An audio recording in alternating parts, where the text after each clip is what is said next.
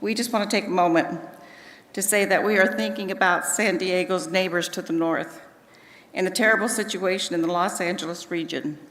Our thoughts and prayers are with them, by all that are impacted by this horrible disaster as they attempt to recover and rebuild.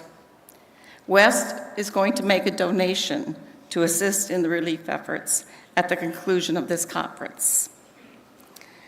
AFC is incredibly grateful for our partners at the Naval Institute.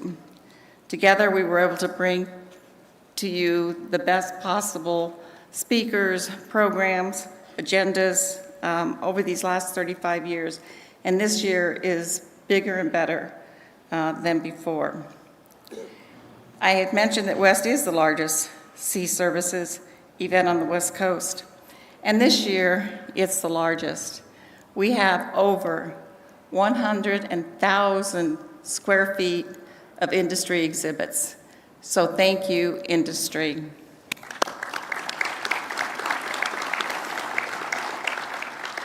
So we had to spread over 2 floors this time, so please go up to the sales pavilion and see what's going on up there. And to entice you to go up there, we're going to actually serve lunch up there so that our business partners up there are there.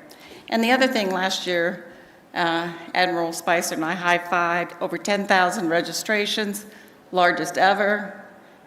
We thought, okay, we're kind of at the apex now. Yesterday, we had over 11,000 registrations. So again, a great turnout for this event.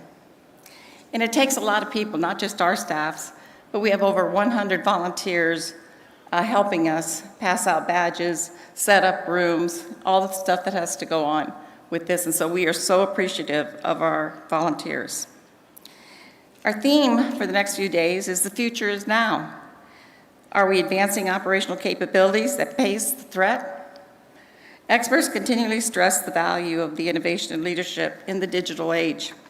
And the consensus is that the need to align our strategy and resources has never been more critical as we look to adapt to those emerging threats.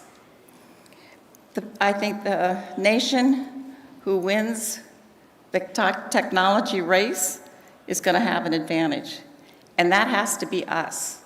And that's why we're here this week, is to bring industry and academia and the government together to look where we need to concentrate.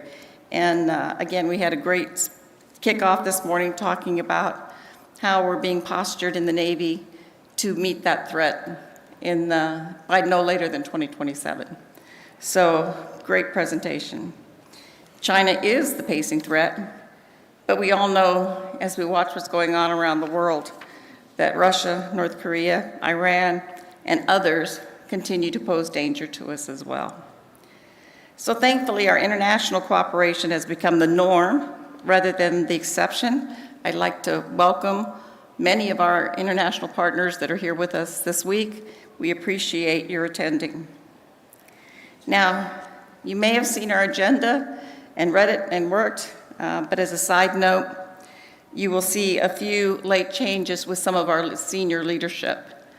They were called back to the East Coast, into DC, to again support the transition of the new administration.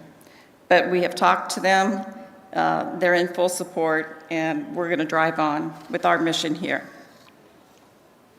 So with that, I'm pleased to recognize Appian as our sponsor this morning. At this time, I would like to invite Hassan Wardak, Regional Vice President of the U.S. Navy and Marine Corps accounts, to the stage to make some opening remarks.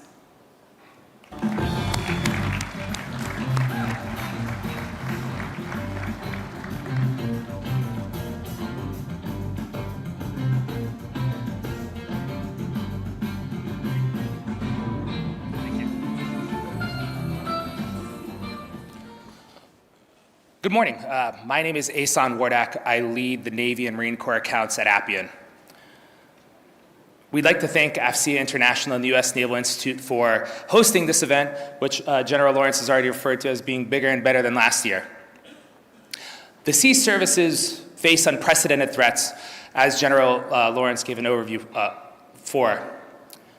There's a huge need to block and deter threats, drive operational efficiency, and reduce costs. Given these challenges, it's more important than ever that we as industry and government use this event to collaborate and to face these challenges and drive innovative solutions. So Appian is proud to be a premier sponsor for AFCEA West 2025. At Appian, we believe we're the process company. We think there's nothing more transformative than being able to design, automate, and optimize those business processes within your organization. We do that through our low-code platform, and we're doing that today across the US Navy, the US Marine Corps, and the US Coast Guard, as well as all branches of the DoD. So if you have time, we're at booth 1816. We'd love to chat more with you about the successes that we're already having in the market and what more we could be doing for you as we go forward. Thanks so much for your time. Hope to see you. Thank you. Thank you, Hassan. We appreciate it. Thank you so much for your sponsorship, sir. It's been many years here now, actually. We appreciate Appian.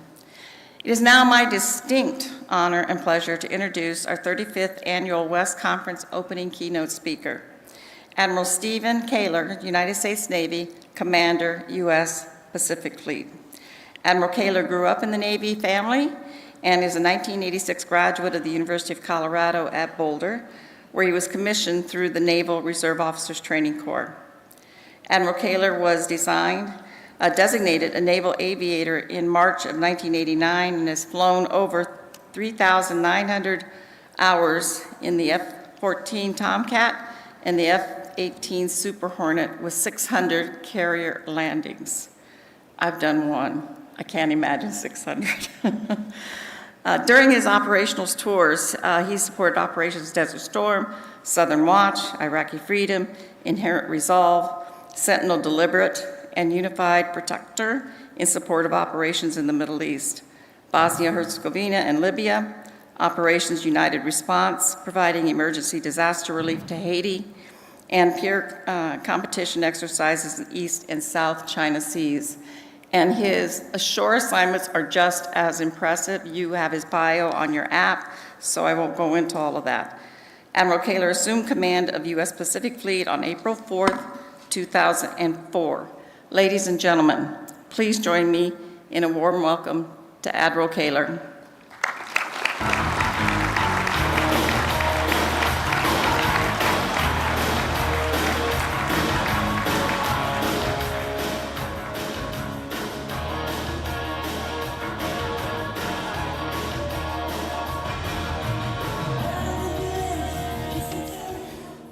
Oh my goodness, I had to listen to the tune there. Hey, well, shoot, what a wonderful turnout, and good morning to everybody. Thank you, General Lawrence, for the introduction, and whenever it takes that long, it's a function of how old you are and how long you've been here. But thank you very much for that. Pleasure to see Admiral Harris here. I saw Admiral Fogo, Admiral Gortney, and I know there's a large array of distinguished visitors and former flag officers and mentors of mine. And so welcome to everybody to West. Fired up to be here, as you can imagine, at AFCEA and USNI's signature event on the West Coast.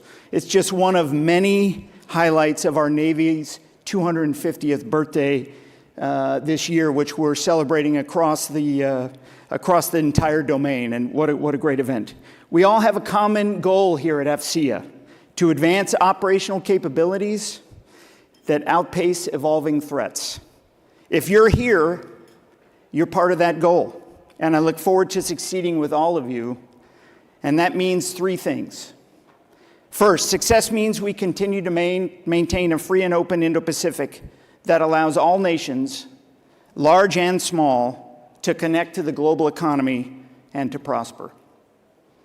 Second, success means we continue to deter our adversaries and preserve peace. And third, success means that should deterrence fail, our military remains able to prevail over any adversary. I hope one of the things you take away from AFCEA West with USNI and your engagements here with the senior military leaders is this. When we all work together for results, nothing and nobody can stop us. And we're here to win. I'm here to win with you, and we're here to win together. Today, we must maintain our dominant posture in the battle space that is evolving faster than ever. Trends in conflicts around the globe continue to highlight the importance of multi-domain operations, but more importantly, they highlight the need for rapid innovation and lightning-quick adaptation from the design room to the battlefield. They highlight the need to integrate and adapt all domains of power: land, sea, air, space, cyber, information, all to achieve en masse effects. And the ability to integrate and adapt commercial and military uncrewed platforms with legacy sensors and weapons to hold critical platforms and infrastructure at risk is an imperative. In our rapidly evolving battle space, speed is a defining characteristic. And I'm not talking about the physical speed of ships, submarines, aircraft, and weapons. I'm also talking about the speed of decision, the speed of information, and the speed of adaptation. This concept is certainly not new. Being able to operate inside the enemy's decision cycle, or the OODA loop, as Boyd would say, is fundamental to military success. The U.S. Navy's ability to quickly analyze intelligence, reposition assets, and launch decisive strikes at the Battle of Midway led to a pivotal victory that changed the course of World War II in the Pacific. Today, I believe we're at a tipping point where we can harness technology in a powerful way to further our advantage. So just as speed is a defining characteristic in our modern battle space, we also need persistence. And what I'm talking about here is persistent power projection and persistent domination of the battle space, leading to a denial of adversaries' objectives. It means forces are able to execute prolonged operations against evolving threats, and our forces are able to operate within our adversary's weapon engagement zone, or WEZ. I think it's important to note that operating within the WEZ is not new. We've done so throughout our entire history. While weapons range can provide sanctuary for a time, adversary technology and maneuver constantly evolves. And so we have to evolve with it. And we have to be able to operate soundly within that weapons engagement zone. You know, from the battles of the Revolutionary War, when the WEZ was defined by the range of a lead ball fired from muskets by a linear row of soldiers, to the Cold War, when our ships and aircraft operated in range of Soviet weapons, to today's operations in contested environments with high-end threats, our forces have navigated and fought within WEZs with precision and confidence. Operating forces within the range of enemy weapons with the needed persistence to have an effect takes ingenuity, creativity in both tactics and equipment. That's how we're going to manage the inherent risk of those operations. The Continental Army adjusted their tactics by flanking those rigid British formations. Shoot, we built the F-14 specifically to carry the Phoenix missile to counter the WEZ of the Russian airborne maritime strike. We have always generated capability to operate inside the weapons engagement zone, and we always will. We will not cede that battle space. So to recap, I need speed, I need persistence, I need the ability to operate within the weapons engagement zone. You know, I'm frequently asked, well, what do you want? Do you want the most advanced ships, aircraft, submarines, air wings? Or do you want the most powerful, uncrewed platforms in every domain that dominate the skies, the seas, and the seabed? Well, I say yes, both, and all of it. We're the finest military in the world, not because we have the most ships, subs, and aircraft, but because we have the best, and they are crewed by the best. To continue to develop the best platforms, we must integrate the capabilities of all our manned and unmanned systems and link their development to the joint warfighting functions, command and control, movement and maneuver, fires, intelligence, sustainment, protection, and information. For it's the power, capability, and capacity of the joint force that makes us number one. While responsible for all those functions, I want to focus today on accelerating the cycle of action between maneuver and fires. Why concentrate on that? Because it gets to the dominating OODA loop that I mentioned on Boyd earlier. Maneuver is the deliberate movement of forces to gain a positional advantage over the enemy. It's not just about moving to point A to point B. It's about controlling the tempo, exploiting weakness, and dictating the terms of engagement. Fires enable maneuver by neutralizing threats that would otherwise hinder movement. Maneuver, in turn, enables fires. When our forces maneuver to a position of advantage, they provide new targeting opportunities for fires. The coordination between maneuver and fires creates a cycle of pressure the adversary will struggle to counter. Fires shape the battlefield.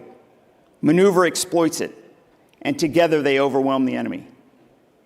So we want emerging capabilities that increase the rate of fires in our maneuver cycle, because the speed of that cycle is key to massing effects and persistently dominating the battle space and ultimately winning faster. As we continue to apply the joint warfighting function needs to an evolving battle space, we'll work with industry to improve the integration, resilience, security, and capacity of our command and control systems. We will further build and enable expeditionary mobile logistics. We will synchronize joint fires and align those fires in an operational protection scheme that brings together fires, intelligence, deception, movement, maneuver. I can hear some of you say right now, yeah, okay, Admiral. Well, how do we do all that?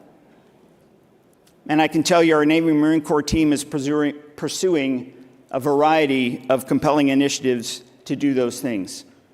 The CNO's NAV Plan 2024 in particular gets after many of these challenges and it has two strategic ends: to improve our combat readiness in the near term, and to build the enduring advantages we need from now into the future. To implement the NAV plan, the CNO has unveiled Project 33. That sets targets for strategically meaningful gains in the fastest possible time with the resources we already have.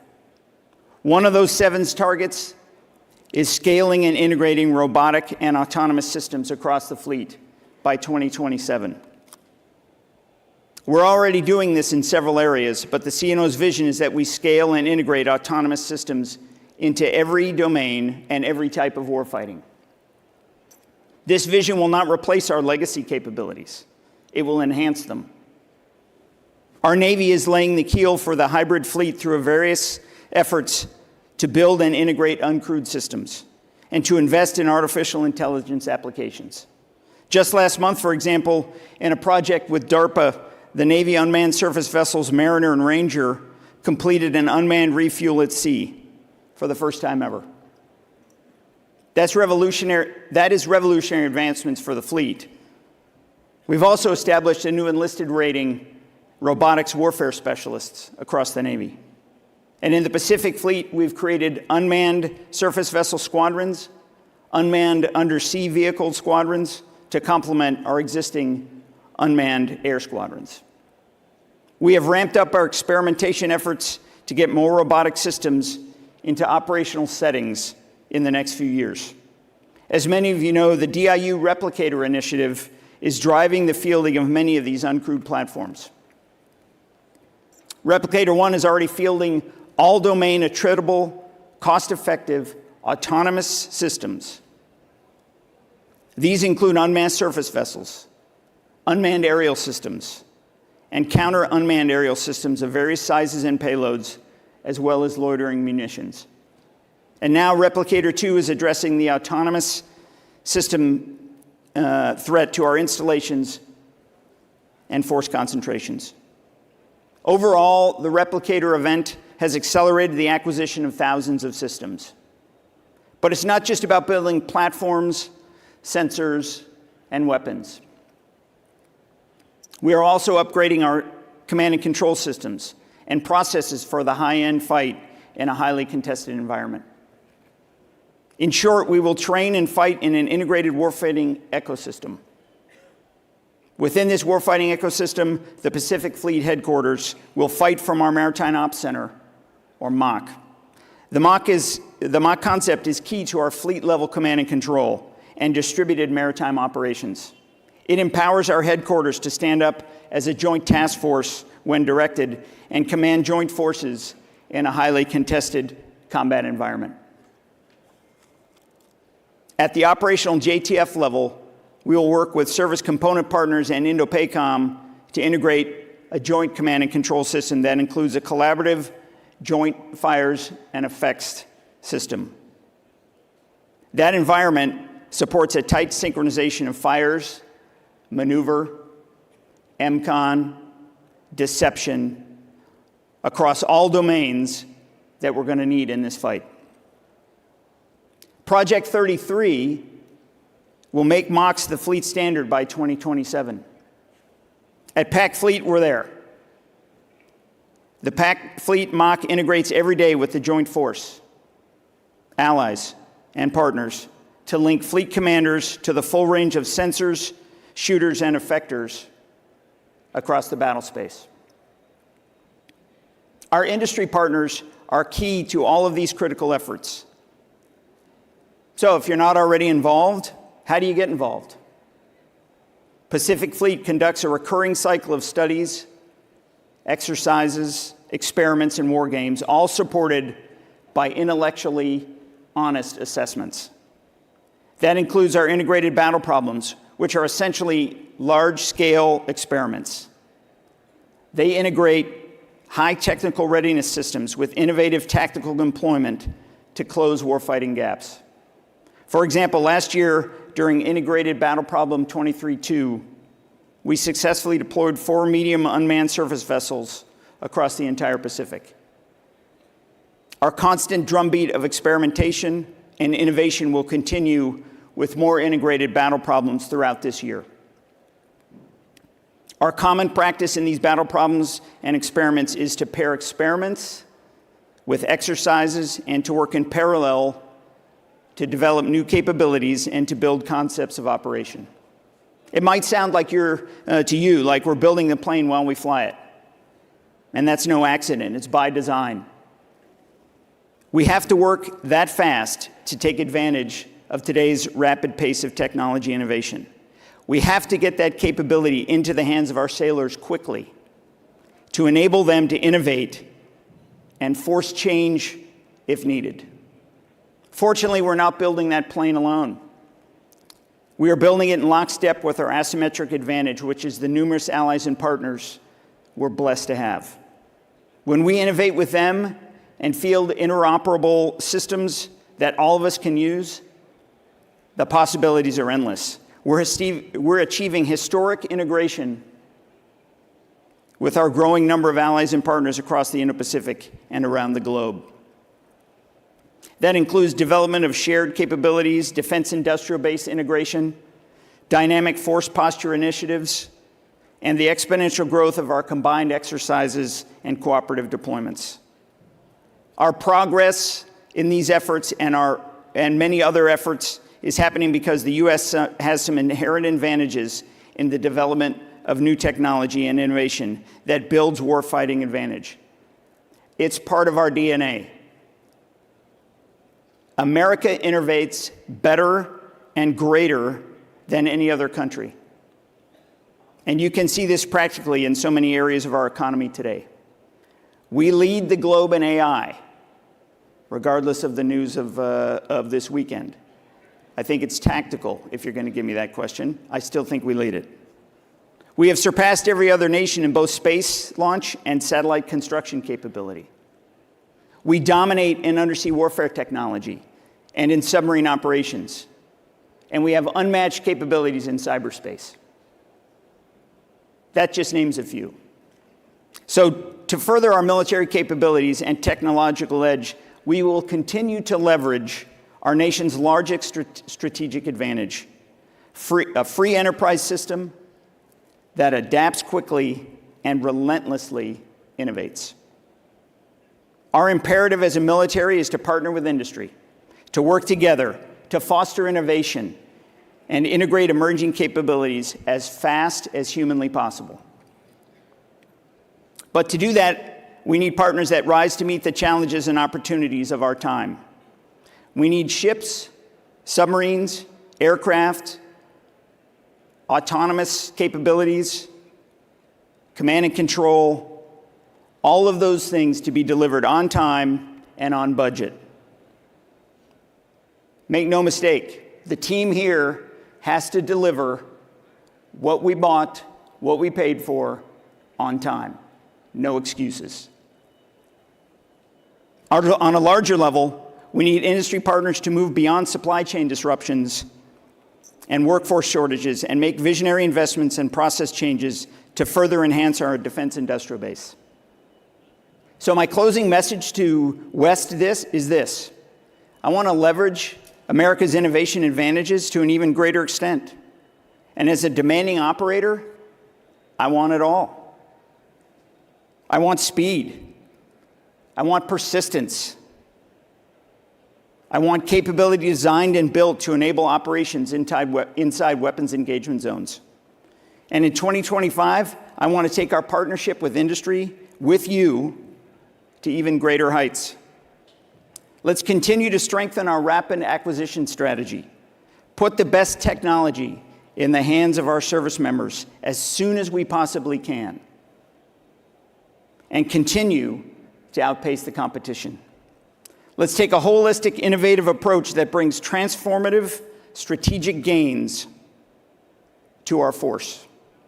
That includes considering things we're not doing that we should be doing. It includes embracing the red, which is Navy speak for embracing problems and adjusting quickly and holistically to fix them. So West, let's get to work. Together we can and will innovate to strengthen America's military dominance, to grow our warfighting advantage, and to guarantee our ability to win at any time. I want to thank you for listening to me today, and I look forward to any questions you all have. Thanks.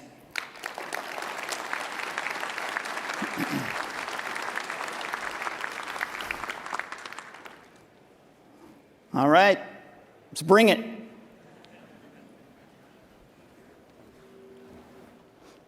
Okay, we have the two main microphones there in the center, so just walk up and stand behind each other and bring the questions. Yes, sir. Kai Altberg, U.S. Naval Institute. Over the next years, we're going to lose over 2,000 vertical launch cells with the retirement of the Ohio and Ticonderoga classes. I'd like to hear how concerned are you about this development in your sphere of responsibility, and what means do you see to possibly address this on a timely basis? Thanks for your question. A couple of comments I would make. Anytime I lose some level of fires or combat capability, it's certainly something we have to address, and I'm concerned, right? As I mentioned, I want it all. Break, as I brought up, one, there's an opportunity here with this replicator initiative and autonomy capability to provide a level of combat fires directly into the battle space, and I think we need to look at that. But if you're asking me if there's any slight degradation, I take it as an issue. We just have to continue to innovate and build out on some of the autonomous things to support that, and that'd be my answer to that. Yes, sir. Good morning, Admiral. Good morning. My name is James Harkins. I'm a retired Sergeant Major of the Marine Corps. And my question goes like this. Not too many months ago, the Chinese surrounded the island of Taiwan or Formosa. As I understand it, they did not interdict any of the commerce while they were doing that. Is this simply a blueprint or an intimidation from China on Taiwan and the rest of the world in that part of the world? Yeah, James. Well, first of all, thank you for your service, and a couple comments on that. So yeah, I would say that China continues to work to provide pressure to anybody in that region that will oppose them. And in this case, we all know that their designs on Taiwan and the unification thereof is within their plan and their desire. And so I think that the pressure that you mentioned is a attempt by them for intimidation and a show of force that we continue to watch and monitor and work to affect every day. So if that answers your question, it's certainly an opportunity to pressurize Taiwan. Thank you.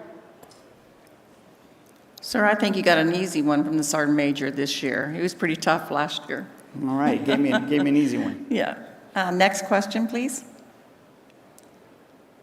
Sir, Ray Spicer at the Naval Institute. Yep, hi, Ray. Can you talk a little bit about how we're incorporating lessons learned from the conflicts that are ongoing today? Russia, Ukraine, where we're seeing lots of innovation, use of drone technology and autonomy, unmanned, uncrewed. Same thing in the Red Sea. I think we're learning a lot. Can you talk a little bit about how we're incorporating that into our future? Thanks, Ray. Yeah, I would. So a couple things. First of all, that you mentioned the lesson learned piece and the integration between fleets and between COCOMs is very strong. And we've spent this past fall, specifically at the fleet level, incorporating the issues on the Red Sea and from Admiral Wyckoff in the Fifth Fleet, and then from Admiral Munch in NAVUR and all of the issues he's done, specifically into our way ahead. You mentioned the autonomous systems, which I think has been a very good proving ground for the need for adaptability, if I was going to pick one. The enemy constantly adapts, and we can expect that. So as we look across our pursuit now of additional autonomous systems and the ability to swarm and provide combat capability within any zone, we have to ensure that they have adaptability because the enemy's going to adapt, right? What we plan, it's just like when you plan an operation. The plan is part of it, and then it's the adaptation of the plan once you get going, because it never works out exactly how you want. Even if we get initial advantage on any of these systems, the adaptability of those both technologically and then as tactics is going to be required. And it's certainly what we've learned in Ukraine as we've watched the Russians specifically adapt to the Ukrainian UAS capability. They then are adapting, which gets a little bit to the OODA loop I talked about. One, we need to do that very quickly to get in to have the advantage to start. And then we've got to be ready, whether that be to harden the systems, worry about EA, low probability of intercept communications. Those particular things are going to continue to need to be harnessed so that we can maintain that advantage as we go forward. So those be a couple examples. Great. Thank you, sir. Thanks, Ray. Hi, sir. John Klein, Johnson Controls. Hi, John. As I think about the massive capabilities that you're assembling for your fleet, what are or do you have any concerns about the sports systems that would be required, like fuel, cooling, power, that would drive those systems? Or do you feel like there's good solutions in place? I would say that I would like to think that there is good cooling and power to be able to do that.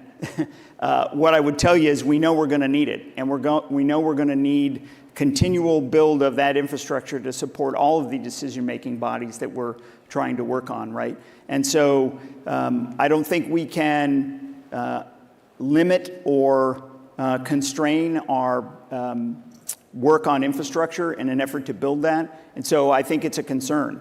I think it indicative of all of the actual capability that can be brought to bear in all the different booths here comes the ability to ensure that that works, right? Both from a hardened capability, if you look specifically about, you know, EA attack or anything like that, to the point that you made, which was specifically, it's got to be able to be energized and cooled and capable, or it doesn't serve the purpose. I think it's something we have to continue to work on, and yeah, I'm concerned about it. Good morning, Admiral. Morning. Linda Newton, APSEA Hawaii, and former PAC Fleet N6.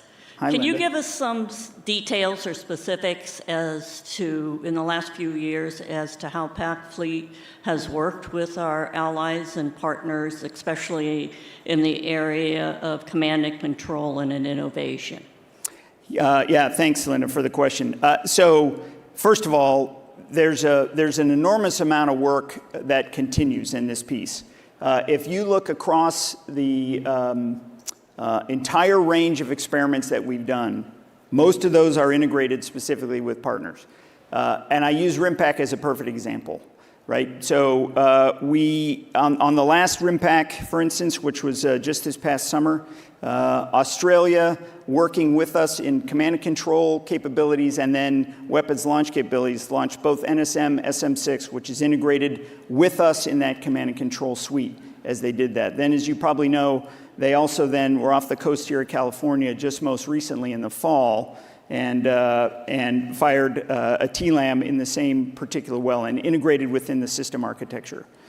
We had South Korea work counter-UAS work and fired those specific pieces within our architecture of in RIMPAC, and very, very strong capability there. Currently, right now, the French are deployed into the Pacific, and we're integrated with them communications-wise, and 7th Fleet and the de Gaulle strike group is working together in that regard. We saw that as well with Cavour this past fall. So that's been very, very helpful. The AUKUS capability, both in Pillar 1 and Pillar 2, and I would say in Pillar 1, the integration of submarine technology and then the work together to make that a reality has been really, really strong. I was on a USS Montana yesterday meeting with Australian counterparts that completely integrated within the crew technologically and tactically. And then as we work to Pillar 2 work in that regard, the hypersonic work that continues with Australia, very, very strong in both the technologically standpoint and then the ability to integrate that in command and control is part of the testing plan and the signed agreement there. I would say, well, there you go. Anything else on that one? Thank you. Okay, thanks. Yes, sir. Andrew Schofield, Zapata Technology. Sir, you mentioned earlier the legacy systems and the cutting-edge systems and bringing them together. What kind of timeline are you looking for? Our existing accreditation efforts, they take months and years. Yeah. And look at what China did over the weekend. What is the vision to be able to bring the old and the new together and move forward? Yeah, Andrew, how about today? I'm all on board. I mean, I realize that's difficult. What I'm challenging the team here is that I need it today. We have to do this very, very quickly, and that's about being in the OODA loop. As mentioned in the remarks, I'm really confident with the systems, the capability, and the sailors and Marines that we have, specifically in the Pacific Fleet. We have strong capability, strong ability for taking the fight to the enemy, winning in that deterrence. What I see in the future is I want to integrate all of the emerging capabilities with the stuff we have, because we need to fight with all of it. And I need to do that today. And so as we look to those pieces of all of the different issues that come up with, accreditation and all that stuff, we have got to build that and work through that faster as an overarching team. That's policy, that's capability, and we got to do it faster. And as I tell my staff a lot, as a demanding customer, they get frustrated a lot because I want it all, and I do. And, there's just one last piece on that. President Eisenhower, when he was the Supreme Allied Commander, used to make a comment all the time, and he said, when it takes a battalion to take a hill and you have a regiment, you better send a regiment. When we're going to take this fight the enemy, I want overwhelming power. I have it now. I want it overwhelming. That's what we need to ensure we have all the options available to our leadership, and that we can take that, continue to take that aggressively to the enemy and win. Thanks. Willie Driscoll, Navy ace and former Top Gun instructor. Yes, sir. Good to see you. What's the toughest part of your job, and what would you need to do to fix it? Sir, great question. First of all, great to see you. Thanks for all that you do for us continued in aviation. The toughest part of my job is, I would say, to continue to maintain the high level of training that all of this innovation requires, right? So as the technology continues to evolve, we have to get that to the sailors quick enough so that they can exercise with it and train with it, so that then that continued cycle can go. We can't just come with this great, exquisite technology and plop it to somebody just prior to going on deployment and go, hey man, this stuff's gonna work great. It is all complicated, and it all requires the ability to integrate across all domains, and that needs to be practiced. And so as we work through the gaining of all this technology that we're working in this room, realize that it has to be operated and implemented, and that capability and that requirement is probably the toughest thing to continue to integrate into training. And so how do we do that? I think we need to get it done quickly, prototypes gone, or completed, and then in the hands of the sailors quickly, so that we can continue to cycle through it, find problems with it, interact with them, so that it's easy and simple for them to operate. That's what I think. Thank you. Keep Sir, up the great work. Great to see you, sir. Absolutely great. As we're waiting for another question to come up, sir, I'd like to follow up with that. We're going to meet with the Department of Defense here in a couple of weeks. Yeah. Concerned about the lack of cyber workforce that we need to meet our mission. And how are we going to get that workforce stood up, trained, and out to the field to do what we need to do? As we bring in the cyber threat to your environment, and you've met all the innovation and transitions and the superior capabilities out there, how are you preparing yourself for the cyber threat? Yeah, that's a really good question. And I have Admiral Clapperton here, I have Admiral Venazza here, who are my teammates that keep us on the straight and narrow here. You mentioned the ability to bring in the workforce. We also have to retain the workforce that we have, right? Which I think is really important. We have really strong capabilities. We have to ensure that our systems are designed for the protection required, right? They have to be resilient, and they have to be robust enough to, one, have initial defense, and then two, the ability for all the cyber teammates to get in there and see these problem sets. We know we're going to have to adapt, right? I mean, the fact of the matter is that we'll design these particular strengths and these particular firewalls and all these things to protect it, and then we're going to have to be able to see in it and then maneuver within that cyberspace to do that. And so it does require the people that you mentioned. Requires new people coming in and innovation by them, and then we have to retain them. So I think that's it's a daunting challenge. Yes, sir. Yes, sir. Yes, sir. Your question. Hi, Admiral Justin Gatz with Breaking Defense. Hi, Justin. I'm going to stand back. It's a little weird to hear myself. As I've talked to different Navy commanders about unmanned technologies, one of the things that they've observed to me is the Navy is really good at taking one system and applying it to a mission. Take UUVs, for example. What they said the Navy is struggling with is taking a ton of different unmanned systems and then applying it to a large-scale competition with name the threat.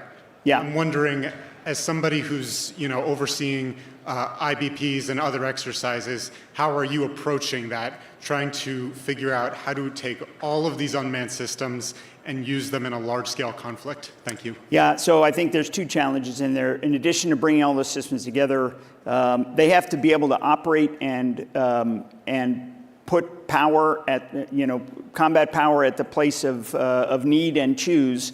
And so there's specific integration of the command and control between those two, right? So all these systems have to be able to plug into a centralized nominal command and control structure that enables them to operate together. That's one. And then the second thing they've got to be able to do, we've got to be able to see it. Ultimately, as a commander of the battle space, and as if I can delegate that space to the lowest possible level, which is my intent, right? There still needs to be an understanding of the effect you're having in that specific space so that you have the opportunity to take advantage of whatever's happening within that space. Further maneuver, fires, whatever's happening with the enemy. So the integration and the command and control piece, all of those systems have to be able to operate in a single command and control piece. In the coming year, there is a number of battle problem experiments to do just that. Multi-domain, multi-system, multi-company into a coherent architecture that allows them a level of autonomous control and then the ability of the operator, the commander, to actually see that, right? Or to see what effect it's having to enable a level of risk calculus and maneuver capability later. So it's all part of this battle problem as we work through this series in the coming year, and that's the challenge we have coming forward. Thank you. Yep. Yes, sir. Morning, sir. Senior Chief Leslie, Hey, Senior. the ComSec A&A team. Traditionally, curriculum in A&C schools lags behind, and in my experience, that's the case. With the rapid evolution of technology, training the fleet to adapt to the new systems is obviously crucial. Are there discussions to cut the red tape involved with getting training materials updated and distributed to the operators and maintainers to match the pace of the change? So the answer would be yes. There's a certain understanding of that, right? And then there's the bureaucracy that goes with it, right? So the way I look at that is that some of it is the level of interaction you have with that particular system, which is why we have to get it in front of our sailors to be able to do that. And the example I use all the time, and you've heard it before, is the iPhone or the whatever your new phone is, right?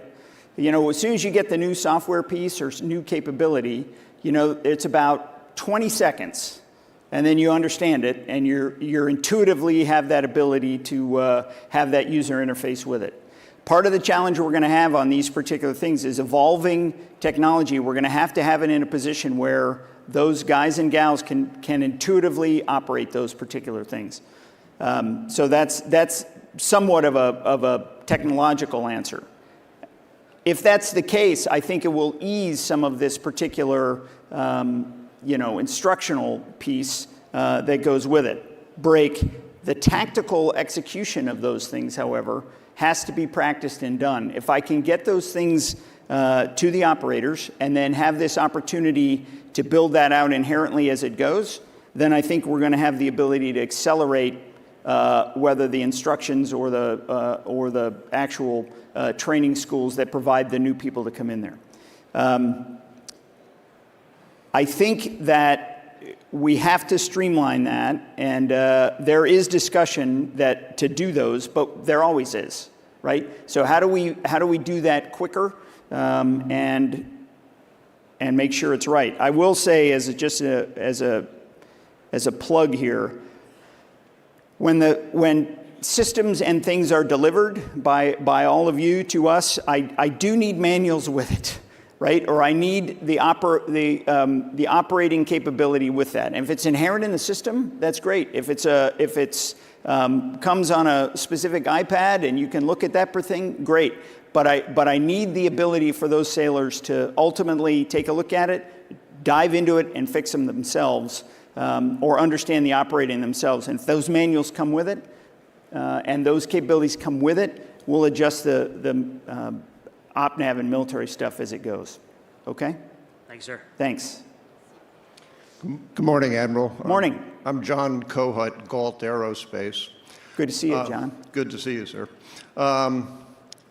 Thank you very much for your message of increasing and accelerating partnership between the developers and the warriors. I think I speak for everybody in the industry. We welcome that message, and we're doing everything we can to innovate and move things forward.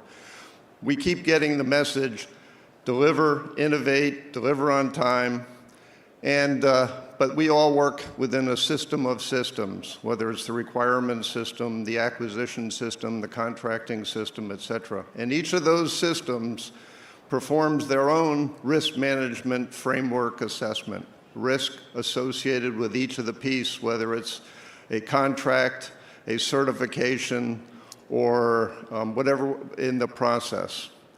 And it slows the whole process down. Nowhere in that system is it obvious that the risk of not moving forward, providing capabilities and innovations that you're talking about, that you demand today, is that risk seems to be considered.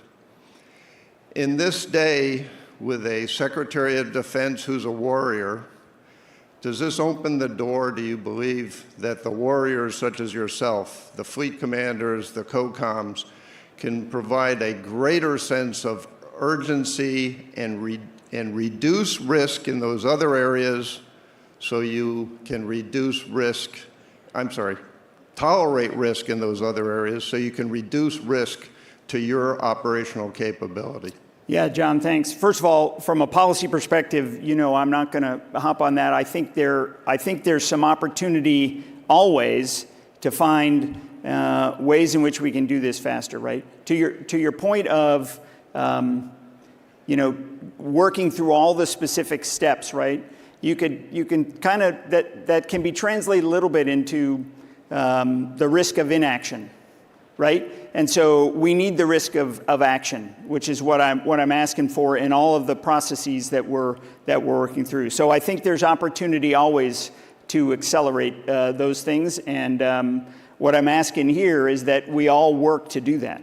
And with that comes a level of risk in both acquisition, in industry, and all of those pieces. And as a non-acquisition professional, those teammates are working through those particular things. As a non-industry guy, I know you guys are working through that. As the operator, I need it today.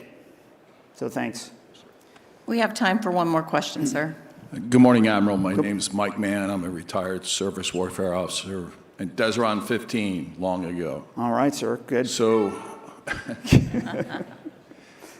our ships over there in the Red Sea and the strike groups are just doing amazing things in integrated air and missile defense, strike warfare. It is surprising how great they're doing. Translate that capability to the Western Pacific, and there's another layer, at least one other layer of complexity on top of that, and that's the submarine threat. And I take your comment about undersea superiority, but it's a different game when you're defending an aircraft carrier against a submarine. Do you feel like we're doing enough in integrated air and missile defense and ASW to counter that threat? And are there capabilities that you would like to have that we don't, that we could possibly provide for you? Hey, sir, great question. First of all, I would say I agree with you. The team is doing really great work out in the Red Sea, and as I talk to the sailors that are out there, they should be confident in their weapon systems, as we've seen that when they've hit fire, it's worked, and it's worked well. So I think that's really good. Secondly, I would say that the threat conceivably in the Indo-Pacific from a multi-domain capability is fairly large, and that's more than just undersea that is not part of the Red Sea at the moment. Very stronger capabilities in space and cyber, as we mentioned.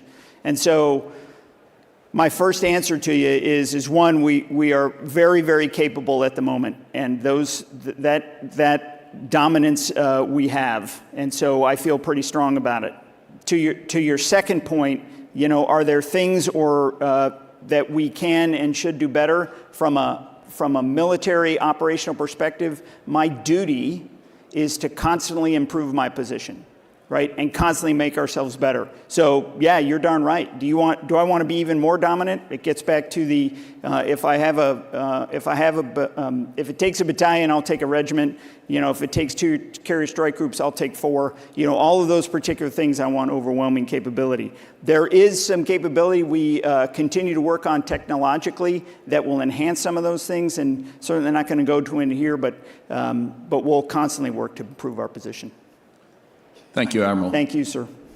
Sir, on behalf of AFCEA International, the United States Naval Institute, thank you for kicking off our West 2025 agenda. We appreciate your time here. We know how hard it is to get here with your mission that you're doing. On behalf of our teams, we'd like to present you with the Naval Institute Press Book of the War of the Ukraine, Strategy and Adaptation Under Fire. Great. Thank you very much. Thank you so much. Thank you so much, man. Thanks so much. Have a great day. Thank you all. All right, the exhibits floors are now open, both outside here and remember upstairs in the sales pavilion. Coffee is available as being sponsored by Confluent. Thank you, Confluent, in both areas. Consult the West app for all the different areas and speakers that we have going on today. And remember, lunch will be served upstairs in Ballroom 6 and the sales pavilion. Please enjoy everything that West has to offer you. Thank you.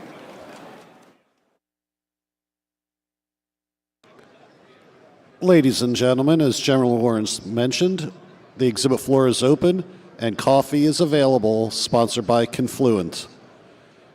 This week, AFCEA and the U.S. Naval Institute will recognize recipients of the 2025 Copernicus Awards, which acknowledge the excellence of U.S. Navy, Marine Corps, and Coast Guard individuals, both active duty and civilian, who have demonstrated superior performance in a C4I IT-related job. We will also present additional Naval Institute and AFCEA awards, including the Enlisted Superior Performer Awards, which go to sailors, Marines, and Coast Guardsmen selected by their commands for performance throughout the year. For a full list of all awardees, please consult the conference website. At booth 1341, the U.S. Naval Institute will be hosting book signings throughout the week. Refer to the app for the full schedule of authors. Additionally, join or renew your membership during the conference and receive a free book. Again, that's booth 1341, U.S. Naval Institute. AFCEA is in booth 1141 and is offering a special 1-year discounted rate to new members who join on-site here at West. Stop by today to take advantage of the special offer. Existing members should also stop by to renew your membership, learn about the many member benefits AFCEA has to offer, and to find out more about AFCEA events worldwide. The week's first keynote panel, Are Warfare Community Leaders Able to Advance Operational Capabilities in the Current Environment?, which is sponsored by Cohesity, will begin at 10 a.m. here at this stage. There are also presentations in all the various stages throughout the day. Download that app, sponsored by Deloitte, to check for the most up-to-date schedule and a full list of sessions and speakers. As a reminder, today's lunch will be a networking lunch served upstairs in Ballroom 6 and in the sales pavilion. Tickets are required to participate in today's lunch. Thanks again to Confluent for sponsoring the upcoming break, and of course to Appian for sponsoring this morning's opening keynote.